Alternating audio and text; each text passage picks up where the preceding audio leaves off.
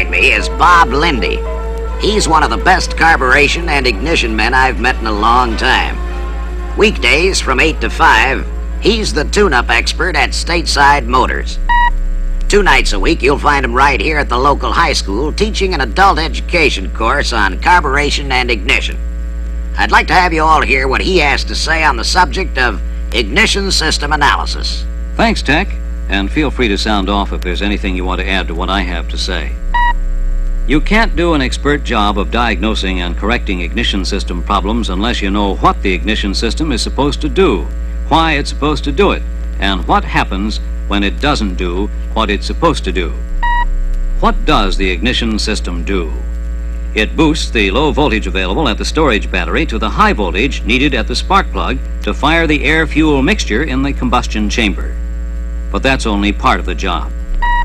The ignition system must also control the timing of the spark for the best performance under all operating conditions. The ignition system is divided into 2 distinctly separate circuits.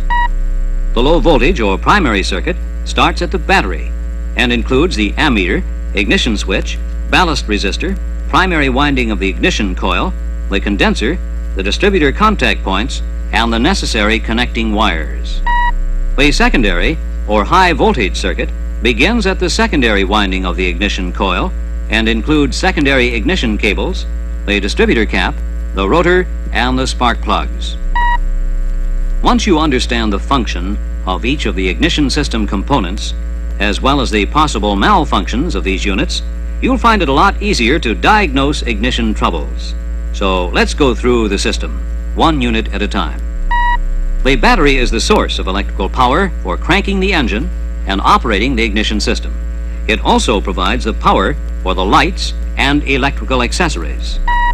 There are 4 common causes of battery trouble: a cracked case or cover, continued undercharging or overcharging, neglected maintenance and service, and an undercapacity battery. Whatever the reason, a battery in poor condition will cause starting and ignition problems. Battery testing and service is the subject of another session in this series. However, the battery should be inspected and tested as part of every tune-up or ignition job. I'd like to put in a word here. Don't take battery condition for granted.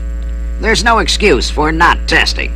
With a wide variety of battery test equipment available, the only question is, which one to use? What's your choice, Bob? I stick to the hydrometer and specific gravity readings as the logical starting point, Tech. If the specific gravity of all cells is 1220 or higher, the state of charge is okay. If there's less than 25 points difference between cells, the battery is probably serviceable. Next, let's consider the coil. The ignition coil increases the low voltage available at the battery to the high voltage needed to jump the gap at the spark plug. Under actual operating conditions, the output voltage is determined by the amount needed to cause the spark to jump the plug gap. This varies from about 5,000 at idle to about 15,000 volts at higher speeds.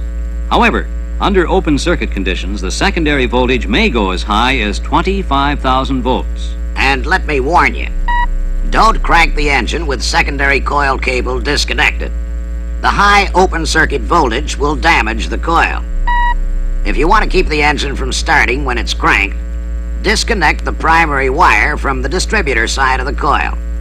Using a jumper to short out the primary can overheat the coil. Disconnecting the hot coil lead can cause fireworks. Speaking of coil connections, the coil must be connected for the correct polarity. Battery to the plus terminal, distributor to the minus terminal. Here's why coil polarity is so important.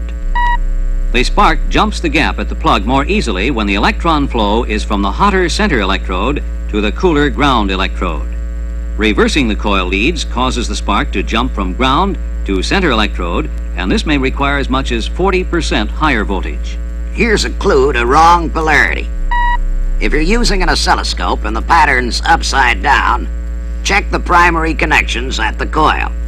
Either these connections are reversed or the oscilloscope isn't hooked up right. Actually, there's no excuse for incorrect connections at the coil, but it does happen. I'm afraid it does, Tech. Now, a special ballast resistor is connected in series in the primary circuit. It limits voltage at low speeds but allows an extra margin of ignition voltage for high-speed driving. Limiting low-speed voltage increases ignition contact life and lowers coil operating temperatures. Don't try to cure an ignition problem by using a bypass or jumper around the ballast resistor. You may get a hotter spark at low speeds, but the ignition points won't last very long. On the subject of ignition spark, spark intensity provides a quick clue to possible ignition troubles. Simply remove a plug cable from one plug, stick a conductor into the terminal, and hold it about 3/8 of an inch from a good ground. Crank the engine and observe the spark. If the spark is very weak or won't jump a 3/8 gap, I know I have ignition trouble, and I check it out starting with the primary circuit. On the other hand, if the spark is good and jumps the gap easily, the basic ignition system is probably okay. If the complaint is hard starting or amiss, I check the spark plugs, secondary cables, and the fuel system. Next, let's tackle the condenser. The condenser does two things. It helps the coil develop higher voltage because it speeds up the collapse of the magnetic field when the ignition points open, and it reduces arcing across the ignition points. The only sure way to test condenser capacity is with a condenser tester. Now, let's hear what Bob has to say about circuit resistance. High resistance anywhere in the primary circuit will reduce voltage available and cause ignition problems. I guess every technician has his own pet way of checking circuit resistance. The important thing is to make sure both the ignition start and the ignition run are okay. Here's how I go about that. If the battery is charged and voltage at the ignition switch side of the ignition coil is 9.5 volts or higher when cranking the engine, the start part of the ignition circuit is okay. If cranking voltage is lower than 9.5 volts, the trouble is probably in the starting motor, or it is high resistance in the primary ignition circuit. To check for resistance between the battery and the ballast resistor, connect a voltmeter across the circuit from the battery to the ignition switch end of the ballast resistor. Also, disconnect the voltage regulator lead to eliminate current flow in that circuit. With ignition on and points closed, the voltage drop shouldn't be more than about 0.4 of a volt. If the drop is greater than that, leave the voltmeter hooked up and check out the connectors in the circuit. The easiest way to quick do this is to wiggle each connector and watch the voltmeter. If the needle jumps, you've located a trouble point. Don't forget the ignition switch. Turn the switch off and on several times.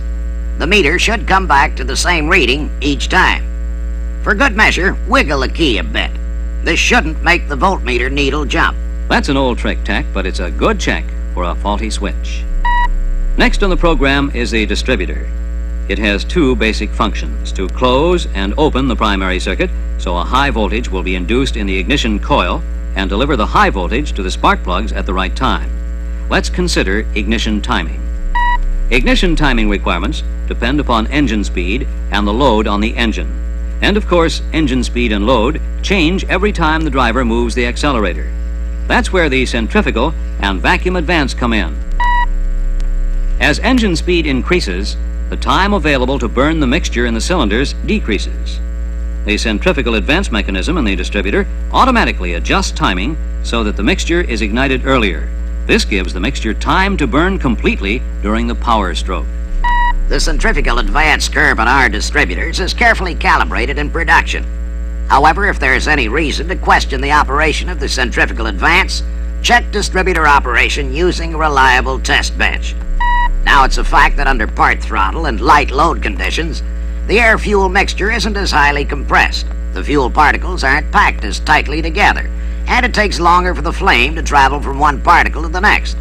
As a result, under part throttle and light load conditions, the combustion process is slower, and the mixture must be ignited sooner so that all the fuel will be burned before the end of the power stroke. The vacuum advance takes care of this little detail. And if someone out there will take care of that little detail of turning the record,